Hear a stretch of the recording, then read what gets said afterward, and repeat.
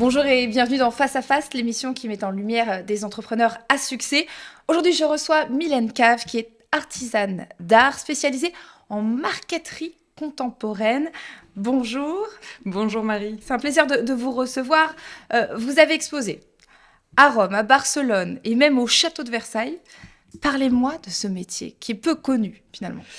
Exactement, il est peu connu et c'est pour ça que je suis en train de le revisiter pour le faire vivre différemment de ce qu'on connaît déjà. La marqueterie, c'est un métier qui existe depuis des milliers d'années. Et nous, l'âge d'or de la marqueterie est arrivé surtout au 15e, 16e siècle avec des meubles Louis-Philippe, des décorations en feuilles de bois, parce que la marqueterie, c'est comme de la mosaïque de bois. D'accord. Et c'est tombé dans l'oubli, parce que ce métier-là, c'est surtout de la restauration de meubles, mais on a très peu de création. D'accord. Voilà. Et vous créez ? Oui. Je crée et j'ai créé mes propres techniques en lien avec les nouvelles technologies. Donc moi, je fais de la découpe laser avec des feuilles de bois épaisses de 0,6 mm pour faire des illustrations avec plein de courbes et de volutes que je viens après plaquer sur des meubles, des tables et je crée même des jeux de société. Alors, ça semble très beau et c'est très poétique comme vous en parlez. Mais justement, on parle de pièces, de savoir-faire ancestral. Et vous me parlez de la technologie. Est-ce qu'il n'y a pas un conflit quelque part ? Alors, on peut le voir comme ça, mais c'est pas comme ça que je le vois. En fait, il faut vivre à notre époque. D'accord.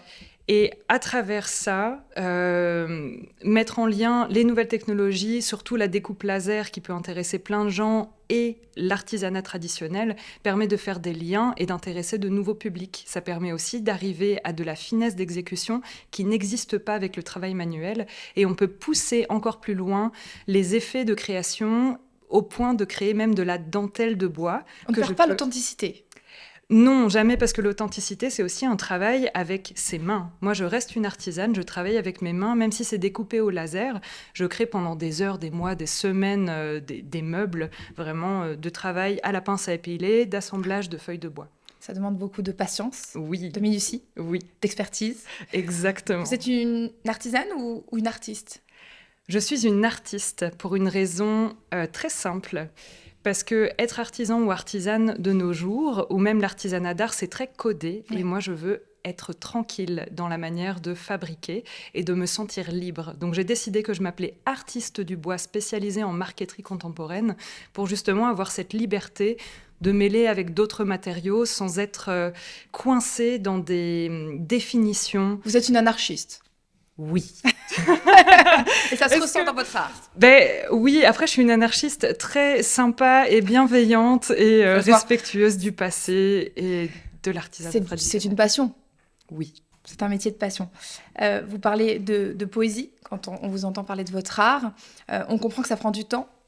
Je crois même avoir vu sur votre site internet que vous parlez de slow art, le fait de prendre son temps. Dans un monde où tout va très vite, vous n'avez pas l'impression d'être complètement à la ramasse ?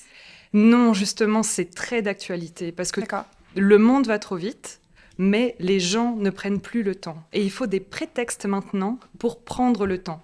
Donc moi, je mets ces prétextes dans des ateliers d'initiation, dans le fait de transmettre cet art-là, pour que les gens soient forcés de prendre leur temps et forcés de ralentir dans leur rythme de vie, dans leur rythme de création, pour retravailler avec ses mains aussi, revenir dans le corps.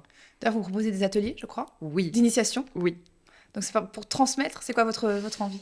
Mon envie dans les ateliers d'initiation, c'est plusieurs choses. Déjà, c'est transmettre ce savoir parce que, alors je ne fais pas encore d'atelier d'initiation au laser, mais ça va venir. D'accord, donc là, on reste sur les outils plutôt ancestraux. Scalpel. D'accord. Feuille de bois. D'accord. On crée des dessins et moi j'ai créé cette technique-là pour que justement il n'y ait pas beaucoup d'investissement de matériel à faire et que les gens puissent le faire chez eux sans beaucoup d'investissement. Est-ce que ça ne va pas perdre tout l'intérêt de votre travail à vous ? Si tout le monde peut se mettre à faire sa marqueterie de son côté, est-ce que vous, dans votre coin, vous n'allez pas perdre en clientèle et en intérêt ? Non, parce qu'il y a une différence entre utiliser un scalpel et faire des créations et de faire ce que je fais, qui est quand même énormément de détails, énormément de temps.